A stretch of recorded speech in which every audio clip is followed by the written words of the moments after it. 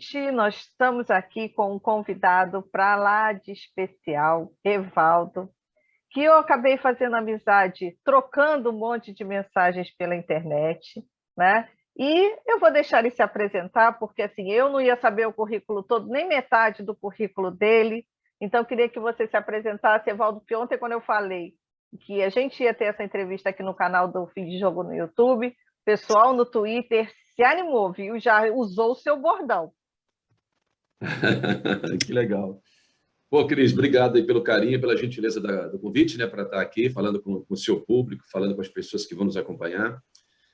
Se é uma coisa que eu não sei fazer, é falar de currículo. Ô, doideira isso, cara, porque são é muita estrada, né? Esse ano, por exemplo, eu estou completando aí 31 anos já de magistério, sendo que são 26, quase 27 anos de jornalismo esportivo, sempre atuando no rádio e com passagem bem pequenininha assim pela TV, mas tentando fazer um casamento nessa minha trajetória entre a educação e a comunicação. Então, em linhas bem gerais, assim, é um pouco da minha trajetória. Evaldo, a gente tem mais ou menos um tempo semelhante aí de profissão, né? Eu estou com 35 de jornalismo, mas no esporte muito menos, a metade disso. E uma coisa que eu percebi nas suas últimas, não sei se eu percebi atrasado, então me corrija se eu estiver errada. O que eu tenho percebido nas últimas entrevistas, bate-papos, transmissões que você fazia na Tupi, que você entrou nas redes sociais também. Você começou a chamar o público, a brincar com o pessoal. Quando que essa transição, porque a gente veio do analógico, né? E a gente está no meio do digital. Quando veio essa sua transição de entender que as redes sociais acabavam tendo um papel importante dentro da tua carreira? Caramba, que legal, essa pergunta é maravilhosa. E, de verdade, eu nunca parei para pensar sobre ela. E você chamou atenção para uma coisa que talvez nem eu tenha observado assim. No período que eu estava na CBN, eu utilizava bastante o Twitter, sabe? Foi um período que eu interagia muito com as pessoas, principalmente nos horários e dias de jogos. Eu gostava de colocar ali a programação, qual seria a transmissão. Eu só nunca consegui responder como eu gostaria as pessoas que interagem conosco nas redes sociais, que é o que deveria ser o correto, entendo assim, né? Se uma pessoa se deu o trabalho de mandar uma mensagem para você, seria bacana, de bom tom, que você respondesse essa pessoa sempre, mas eu nem sempre consegui fazer isso. Quando eu tive na África, cara, no ano passado, Cris, foi assim uma válvula de escape muito grande, no sentido de que a internet era muito difícil, ter conexão, ter acesso era muito complicado, e a gente valorizava muito quando conseguia. Então, as postagens que eu fazia, as mensagens que eu recebia, isso talvez tenha dado início a um processo de aproximação maior da rede social.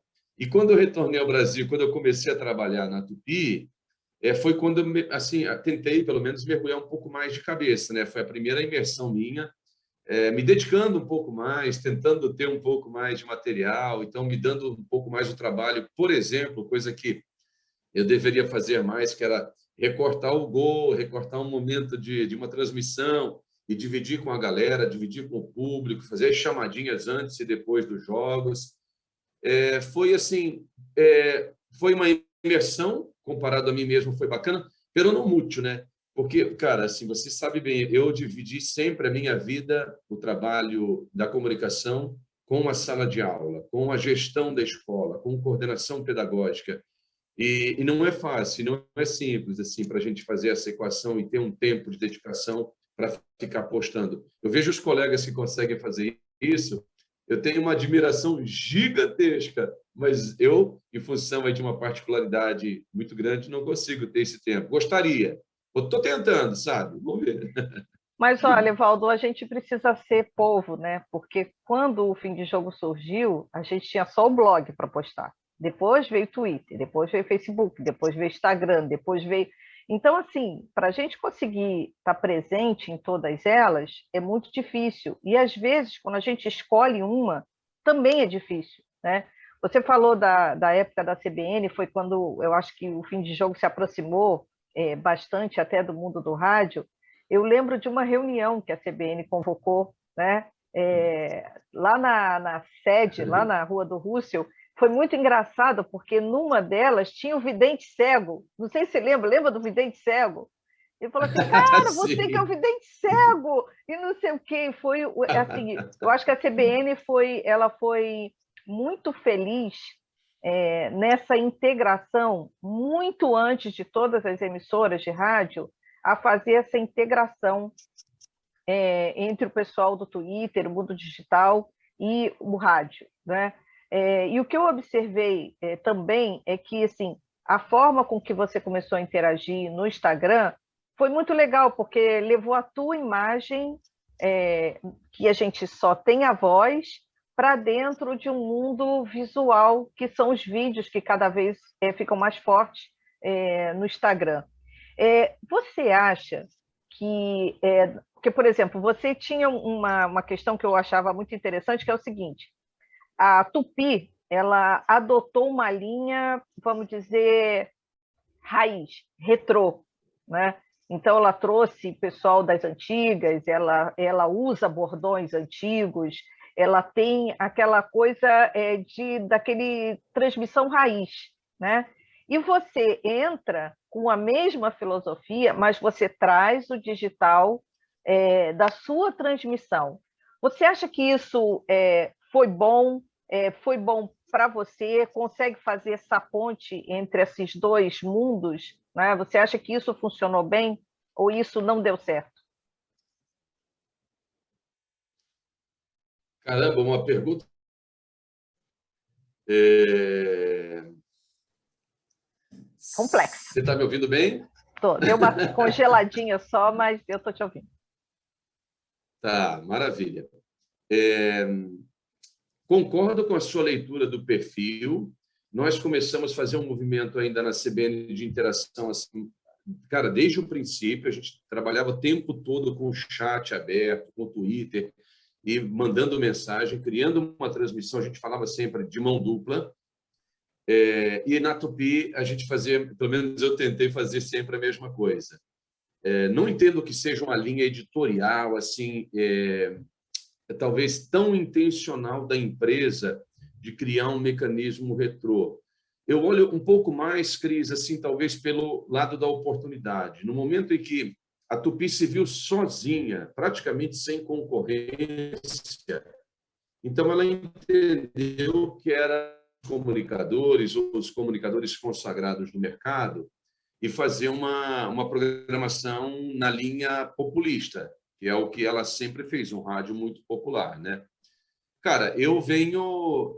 a CBN tem um público diferente. A CBN fala para uma camada que está muito preocupada com notícia, com economia e também com futebol. O futebol, ele quebra todas as barreiras de qualquer camada social. Ele fala com todas as classes, né? A paixão pelo esporte não é só para você falar classe A, B, C, D. Todo mundo é apaixonado igualmente pelo futebol, pelo esporte e principalmente pelo futebol. Então, assim, eu na Tupi, eu senti assim, uma liberdade muito grande para fazer tudo o que eu entendo que o locutor deve fazer, para brincar, para estar no ar, dialogando com o ouvinte, para trazer a participação. E eu acho que a gente conseguiu criar uma conexão muito bacana. O tempo que ele ficou no Sistema Globo de Rádio, eu já estava na CBN. Deu uma congelada. Vai. Beleza. Voltou? Então, o tempo que eu estava na CBN, por exemplo, o Canhota, o Gerson, já estava no Sistema Globo de Rádio, só que a gente não fazia transmissões juntos, né? Então, cara, transmitir com ele, assim, foi uma delícia, uma aprendizagem gigantesca. Ele te deixa muito à vontade, ele te joga para cima. Foi muito legal, foi uma sinergia. E o meu pai sempre foi muito fã do Canhota, eu falava isso para ele todo jogo, né? Então a gente brincava muito no ar, tinha uma alegria própria na transmissão. Com o Dé, a mesma coisa, com o Leão, com o Betão. Então, assim, com essa sinergia, ela vai para o ar, porque o que você apresenta para o seu público é resultado do que você está vivendo naquele momento. Então, eu consegui, assim, cara, foi um ano e um mês, intenso. Eu acho que eu trouxe o que é uma característica minha, que é o tempo todo estar olhando para como o ouvinte, o cara que nos acompanha pelas redes sociais, está percebendo o jogo. Então, eu lia muito o chat, assim, por exemplo, no YouTube, pensava a mensagem o tempo todo, jogava para o comentarista, falava. Acho que isso é uma estratégia muito boa de você manter o seu público engajado. E, às vezes, um comentário de um internauta, de um ouvinte, muda uma transmissão. A ideia, por exemplo, de colocar no ar a voz do ouvinte pelo WhatsApp, eu acho maravilhosa, acho bacana, acho legal. Não concordaria 100% quando você tem um trabalho jornalístico que a empresa deixa de fazer para colocar na mão do ouvinte, a responsabilidade na mão do ouvinte. Não olharia com o mesmo critério. Cara, mas dentro do futebol, que é zoação, que é pilha, que é provocação, que é brincadeira, assim, é uma grande celebração o futebol, né? Ainda que competitiva, ainda que recheada por um mercado financeiro cada vez mais intenso, cada vez mais negócio. Mas é uma grande celebração de encontro, assim, de quem pensa para time vermelho, para time azul, para time verde, para time amarelo, enfim. Então, isso é muito bacana. E eu senti muito espaço, muita liberdade, e eu sempre tive muito feedback positivo, seja dos ouvintes, dos colegas, de todo mundo em relação a essa forma de interagir na Tupi. Olha, teve um dia até que eu estava andando, sei lá, e alguém chegou para mim e falou assim: Cris, você está bem? Aí eu falei assim: tô bem, melhorei. Não, é porque o Evaldo mandou melhoras para você durante a transmissão ali, né? E pelo Twitter, o pessoal: Cris, o que aconteceu com você? Que o Evaldo está falando que você melhorou? Tá tudo bem? Então, aquela brincadeira, a gente de repente teve um cross-mídia, né? De físico com online, com redes, tudo misturado, que eu acho que esse é o grande, que eu acho que é uma grande paixão que eu tenho dessa mistura de tudo isso. Agora, falando do futebol, eu tenho certeza que muita gente quer saber de onde surgiu ou quando surgiu o seu bordão e que todo mundo pede para você sempre falar durante a rádio: Evaldo, por favor, tomara que saia o seu bordão, que lindo! Ah, que legal, que maneiro. Adoro falar sobre isso, porque eu estava na Rádio Brasil, da LBV, né? Rádio Brasil, que faz um trabalho legal para caramba, um trabalho jornalístico importante aqui no Rio, que formou muita gente boa, que está no mercado, aí atuando em várias frentes. E nós fomos para a transmissão do tricampeonato do Flamengo, no gol do Pet, né? Aquela cobrança maravilhosa que a bola faz uma curva quase impossível e entra no ângulo do Elton. Uma lembrança ruim, imagino eu, né? Assim, para o torcedor do Vasco ou de outras torcidas que não querem ver o Flamengo. Mas é uma lembrança muito querida para o torcedor do Flamengo. Todas as vezes, a gente fez um projeto muito legal de ir nas escolas falar da Olimpíada, por exemplo, falar do trabalho que o rádio faz, valorizar o esporte nas escolas públicas do Rio de Janeiro. Foi um projeto muito bacana. E aí eu falava para a garotada assim: fecha o olho agora. Todo mundo aqui nesse salão aqui, a garotada fechava. Eu só começava assim: 43 minutos e meio, segundo tempo do jogo, falta para o Mengão, mas o Vasco está conquistando o título, posicionado perto. Todo mundo levantava a mão. Porque a proposta era: levanta a mão quem sabe do que eu estou falando. Geral levantava a mão, independentemente do cara ser flamenguista ou não. E era assim muito bacana, porque o cara viaja no tempo e vê. O rádio proporciona essa magia, assim, sabe? Cara, eu gritei que lindo muito espontaneamente. A primeira pessoa que me incentivou e falou assim, porque eu falei: então que lindo pode ser um grito na hora do gol, quando o gol realmente for bonito, cara, um gol de placa, assim, um gol espetacular. Mas aí o Luiz Mendes, minha gente, que era o comentarista do Sistema Globo de Rádio, na segunda-feira, ele deu uma entrevista no programa que era apresentado pelo Felipe Cardoso, e ele ouviu a narração do gol. Daí ele falou assim: meu filho, a gente se encontrava sempre, né, em todas as transmissões, ele ia muito para o estádio também, ainda, né? Meu filho, que lindo, é uma coisa maravilhosa. Você não vai dizer isso somente quando for um gol espetacular, porque não existe gol feio para o torcedor. Existe o gol e Nossa. pronto. Pode ser de barriga, contra, pode ser de canela, pode ser... Cara, que lindo é sempre o que o torcedor vai gritar na hora do gol. Então, manda bala. E aí eu comecei. Quando eu cheguei no Sistema Globo de Rádio, eu narrava ainda na Rádio Globo, onde eu apresentava o Globo no ar, e só depois, em 2004, que eu fui para a CBN, fiquei exclusivo da CBN, e eu comecei a gritar em todos os gols, em qualquer gol. Aí foi muito bacana, foi muito legal, a galera comprou a ideia, assim, se diverte até hoje. E eu sempre lembro desse momento como o momento primeiro ali da origem desse gol, né? Então, bacana essa pergunta. Aliás, depois, quando a gente acabar, eu vou pedir para você encerrar a nossa entrevista com o seu bordão. Você acha que eu não vou perder essa oportunidade, né?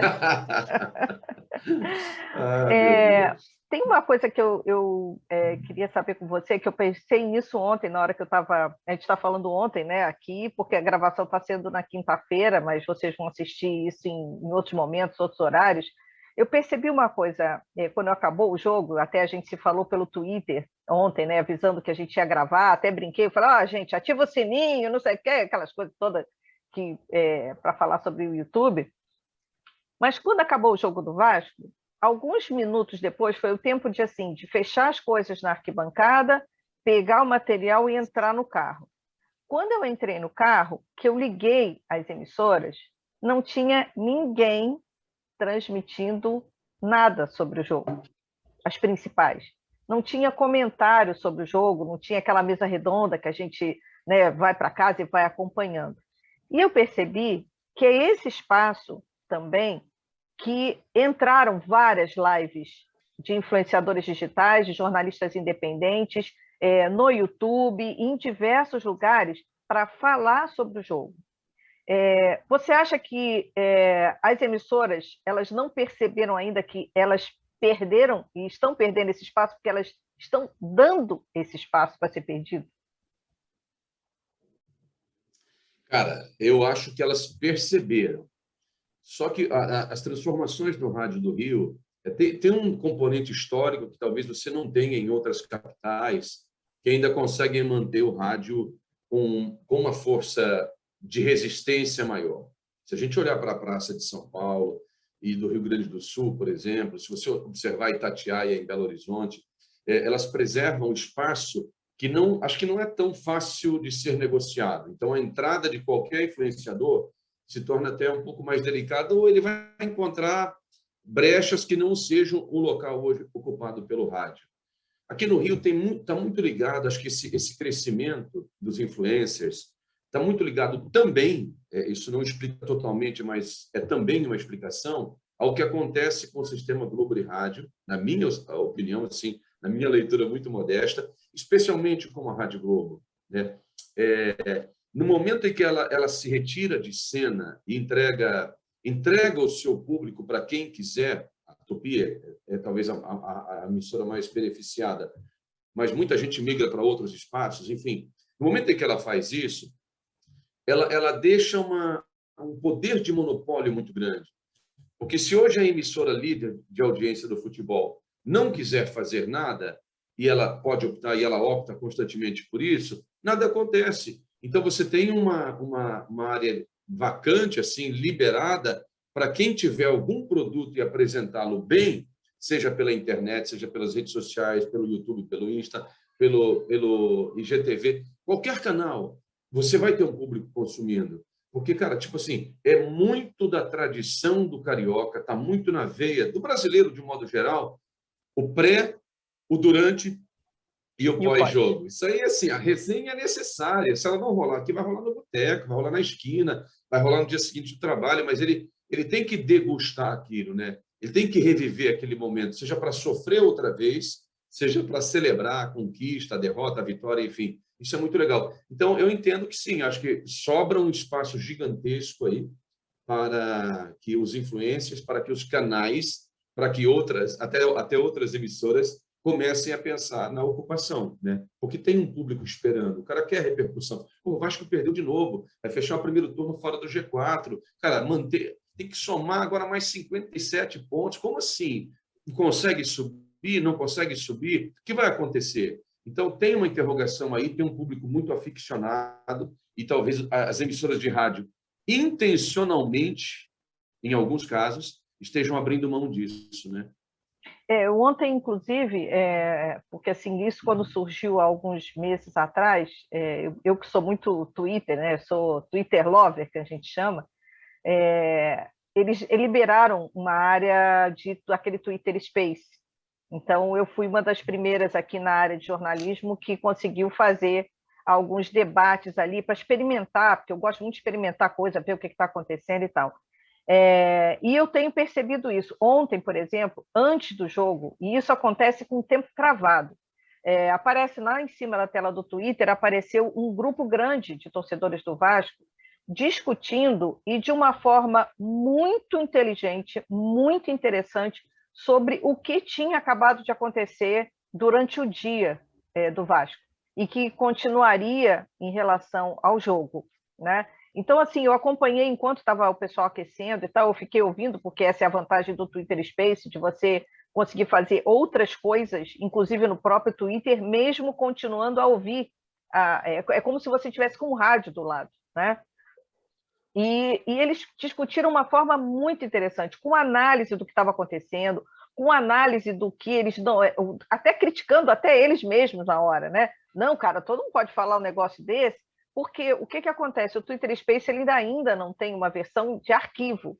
Ouviu, não ouviu, perdeu, né? Então eu fiquei acompanhando um debate muito interessante. E quando acabou, o Pedrosa entrou com o ao vivo dele no canal dele no YouTube. Ou seja, a gente tem uma cobertura do Twitter, tem o Twitter Space fazendo, às vezes, pré-jogo. Depois do jogo, que acabou do jogo do Vasco, inclusive, entrou um grupo grande, tinham, acho que quase 300 pessoas de torcedores do Flamengo discutindo o resultado do jogo do Flamengo. E tinha também o ao vivo do Pedrosa. Então, assim, é aquilo que você falou, o espaço está sendo deixado, e os mídias independentes, porque o fim de jogo é uma mídia independente, né? Eles ocupam, só que depois a gente recebe bombardeio de crítica, né? Porque os influencers são isso, porque são, você quer. Na hora de criticar, vem a porrada. Mas na hora de elogiar, é difícil a gente ter, por exemplo, o espaço que a CBN deu, da troca de conversas que a gente teve. É muito mais fácil você dar porrada quando acha o erro do que você chegar e falar assim, pô, uma mídia legal, são bons, são legais, são compreensivos, né? Então, assim, eu queria até que você, no caso, como professor, né, como é que você vê isso com os seus alunos? Você percebe que existe no meio, existe esse entendimento de que as coisas estão mudando. Gente, as coisas já mudaram há muito tempo. O pessoal é que perdeu o bonde e agora não consegue sentar nem na janelinha, né? Maravilhoso isso. Você sabe que eu estava aqui tentando elaborar, assim, pensar um pouco enquanto você estava falando. Para a geração atual, se você pegar a garotada que está na adolescência hoje, o rádio já é um veículo estranho para eles, muito estranho, porque eles foram criados dentro de uma plataforma digital, eles são 100% digitais, todos eles, né? Independentemente de onde o cara tenha vivido, eles são de uma geração que é muito conectada com a imagem, demais, demais, demais. E eles pegam praticamente o advento das redes sociais explodindo. Eles não conseguiriam imaginar um mundo onde você soubesse de uma informação somente pelo rádio, sabe? Ou esperasse uma edição do jornal para apurar alguma coisa. Isso é muito lento. A velocidade hoje é uma coisa muito absurda. Então, muito legal, porque quando eles descobrem, pô, Evaldo, você estava narrando o jogo ontem pelo rádio, mas eu vi no YouTube, meu pai acessou aqui no aplicativo. Cara, tipo assim, é um cenário muito diferente para eles, ao mesmo tempo chama atenção, porque é conectado a uma coisa que eles adoram pra caramba, mas que para nós são plataformas diferentes. Então, Cris, assim, da nossa geração, talvez para antes, então as pessoas com mais experiência, com mais vida, pensar hoje que você começa uma transmissão ao vivo no Twitter e os caras vão interagir durante aquela transmissão, vão falar, vão opinar, vão discutir. Cara, em 90% dos casos, em alto nível, sabe? Respeitando e opinando. É muito legal isso. Eu chego a dizer para você, assim, talvez até no meu caso, que não estou com muita frequência, o número seja menor ainda, mas os haters, eles são minoria sempre, né? Eu sempre penso que o bem é maior, que o amor vence. Eu sou um cara muito utópico nesse sentido. E que as pessoas vão respeitar o seu trabalho, porque você, no seu caso, por exemplo, cara, você é muito protagonista, assim, você quebra muitas barreiras. Você entra num espaço fazendo o antes e o pós o jogo, por exemplo, no entorno do Maracanã, que me parece que é onde começa efetivamente a sua trajetória, e o fim de jogo começa a crescer a partir dali, e a gente é muito testemunha desse crescimento para e passo, assim, cada degrau que você subiu.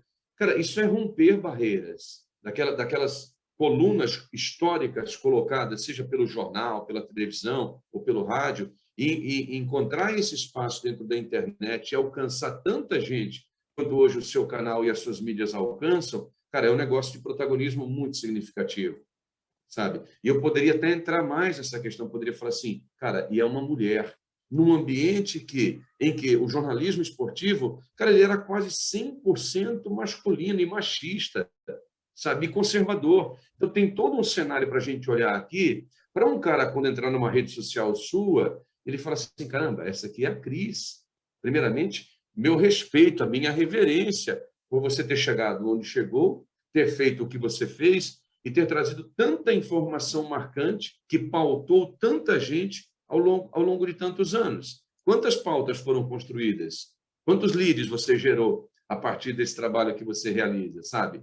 Então, é assim, tem um ambiente que nós ainda, eu acho, eu pelo menos, né, você muito menos do que eu, mas eu muito mais que você, não sei explorar, preciso ter humildade para estudar e aprender todos os dias, e preciso olhar para a nova geração, sim, para a maneira como ela se relaciona com isso.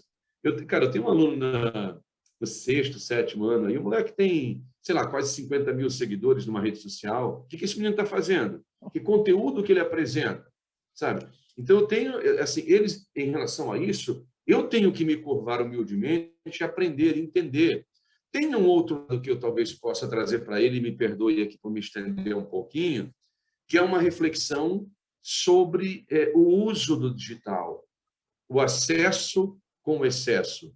Então, quando o acesso com excesso começa a comprometer, por exemplo, o desenvolvimento da aprendizagem, o amadurecimento emocional, as relações com a própria família, com os amigos, quando o mundo digital se torna mais real do que o próprio mundo real, pô, não é bacana, não é saudável, não é bom.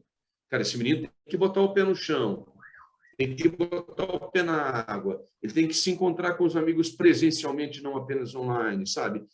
Mesmo assim, em tempos de pandemia, nesse contexto. Então, tem um cenário aqui que a gente ainda pode ser muito importante, a gente pode ser não, a gente é muito importante e deve ajudar essa nova geração do mundo digital. A gente tem a aprender com eles, a gente também tem algumas coisinhas para ajudá-los nesse sentido.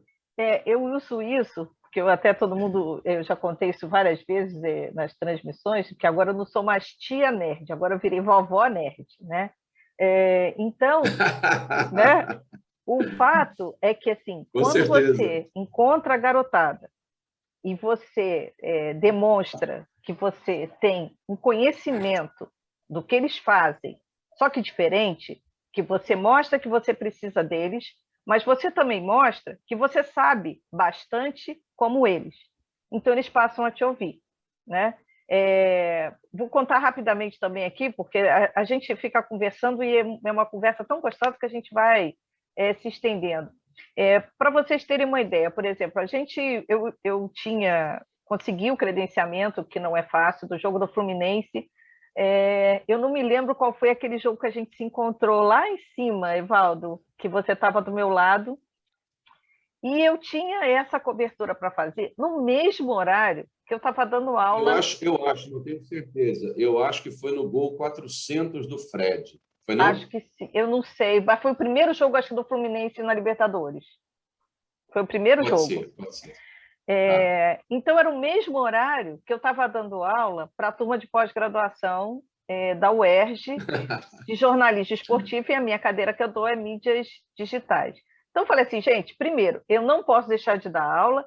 Segundo, eu não posso deixar de estar presente, porque eram só 25 jornalistas aprovados, e você vê, 25 jornalistas, euzinha, do fim de jogo, que sou desse tamaninho, ser aprovada, eu não podia também, eu falei, eu preciso encontrar uma situação que eu resolva. Eu falei, vou dar aula durante o jogo, né? E assim, os alunos ficaram enlouquecidos, porque eles estavam assistindo o jogo com um delay, porque eles estavam na TV fechada, né? Se não me engano, era a transmissão da Fox. Então, ele tem um delay mais ou menos de uns 10 segundos, às vezes um pouco mais, só que do meu lado o Evaldo estava transmitindo pela rádio, que não tem delay nenhum. Então, eles não sabiam se eles escreviam, porque eu ficava lá, vamos embora, posta no Twitter, aqui, o Evaldo está falando aqui do lado, escuta o que o Evaldo está falando.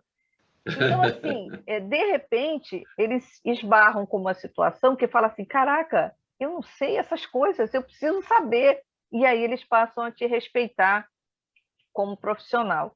Eu até brincando com eles, eu falei assim, olha só, na primeira aula, vou dar uma dica para vocês, se vocês quiserem se esconder de mim, tá? Não tem problema nenhum.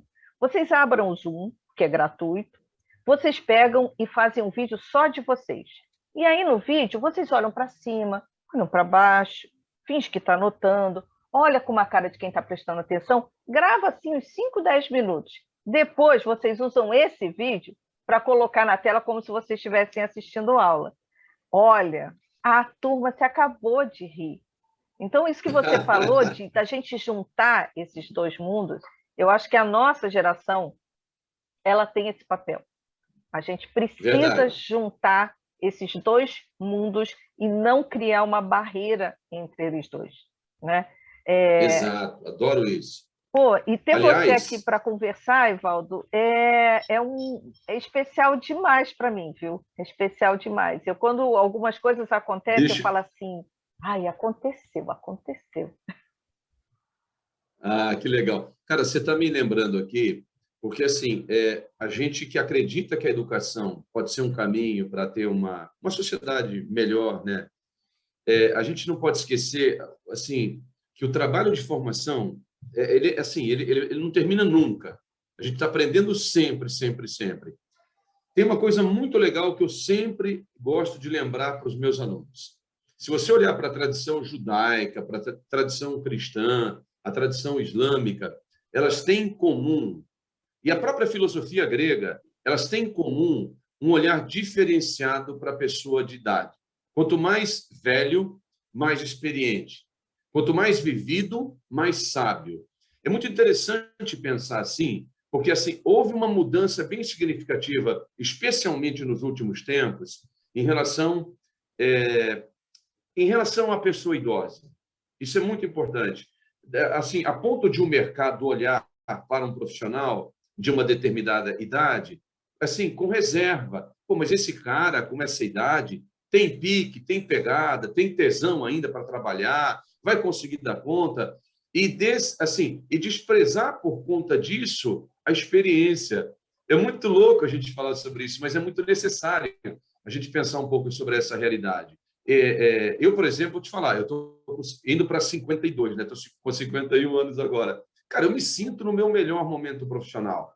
Como eu aprendi ao longo desses anos, com erros e com acertos, com cada uma das trajetórias que eu fiz.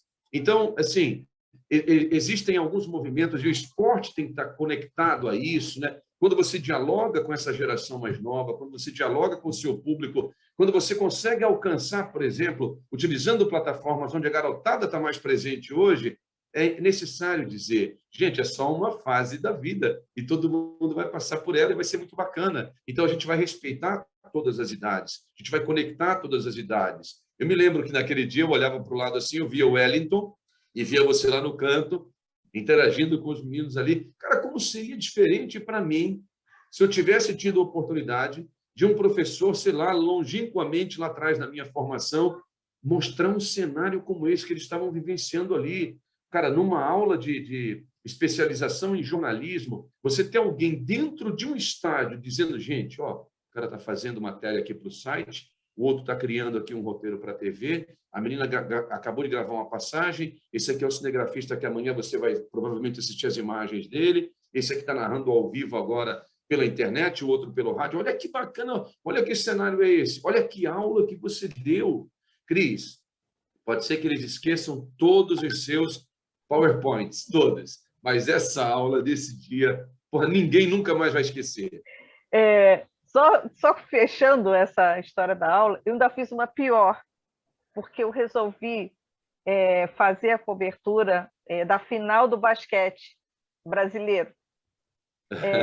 E eu tinha convidado uma jornalista, né, do projeto do IG.net, o IGNet, que é o International Journalist, né, que tem uma rede internacional de jornalistas sediada em Washington, até estou fazendo parte dessa rede. Eu tinha convidados, né, uma das integrantes para falar com os alunos, né, porque, inclusive, é um canal aberto de freelancer, e ela ia contar isso para eles. Só que foi no dia da final do Flamengo. Aliás, era no dia do jogo 3. Se o Flamengo vencesse, ele era campeão. Se ele perdesse, ia ter o jogo 4. Eu falei, bom, vamos esperar o que vai acontecer. Só que o Flamengo venceu. Então, eu estava com um celular transmitindo e o outro celular com a aula num tripé. E aí teve uma hora que eu falei assim, gente, vou entregar a taça, vou entregar. E eles assim para mim, vai, Cris, a gente te vê daqui. Eu larguei o celular no meio da arquibancada, saí correndo para o meio da quadra. E assim, eu tive muito prazer em dividir isso com eles, que é exatamente o que você falou. A minha, sem intenção, tá? Essas coisas eu faço um pouquinho sem muito planejamento, a gente faz, né? Eu tenho certeza que toda vez que eu encontro com eles, eles falam da sua voz naquele dia da aula. Né? Falar assim, Cris, eu não conseguia digitar porque eu estava nervoso. Eu falei, esquece que você está nervoso. Você tem que postar no Twitter. Você postou. Não sei o quê. Eles ficaram enlouquecidos. Então, é aquilo que você falou. Eu acho que deixar essa marca deles, e a gente consegue fazer isso com liberdade por causa da nossa... Né? Olha que eu estou mais velha que você, Valdo. Eu cheguei cedo, estou completando meus 60. Uhul, que lindo! Olha, maravilha. Então, Evaldo, eu queria que você encerrasse aqui nosso bate-papo, que foi fantástico, maravilhoso. Acho que vai ser útil para ter as curiosidades. Pois é. Já vai ser útil para os alunos, que eu vou passar para o pessoal, vai ser divertido para quem acompanha, para o pessoal que é digital, para o pessoal que não é digital, principalmente, né? E que me chamavam de maluca. Antes eu era maluca, hoje eu sou consultora, né? Então a gente tem um upgrade aí. E eu queria que você terminasse aqui, logicamente, com o seu bordão especial, que todo mundo vai lembrar quando a gente acabar essa entrevista, e quando acabar, a gente encerra. Legal. Cara, mas só se você me prometer que a gente volta uma outra vez para falar dos meus erros narrando futebol, a gente dá cambalhotas de rir, para a gente falar um pouco da minha experiência na África, que foi muito marcante na minha vida, e falar sobre educação, que eu sou apaixonadaço, eu estudo todos os dias, e eu adoro falar sobre os caminhos que a escola está tomando também. Eu gosto então, muito. A gente já vai avisar que esse é o episódio 1, e que daqui show! teremos o episódio 2, e aí a gente fala que nem os influencers, né? Gente, não esqueçam de assinar o canal, se inscreva, ativa o sininho, pronto, viu? Senão vocês vão perder o outro bate-papo com o Evaldo aqui. Maravilha. Gente, obrigado pelo carinho. Me acompanhe aí, se vocês puderem, também nas redes sociais. Eu sou um fã da Cris, um admirador dela, antes como pessoa e principalmente agora como profissional. Então, obrigado pela oportunidade. Fiquei muito envaidecido com esse convite. Fiquei muito feliz de conversar com você também aqui e repartir um pouquinho e aprender sempre com você. Para o fim de jogo, para a professora Cris, para todos que acreditam no jornalismo sério, que amam o rádio, que amam o futebol, eu vou dizer: que lindo, que lindo, que lindo!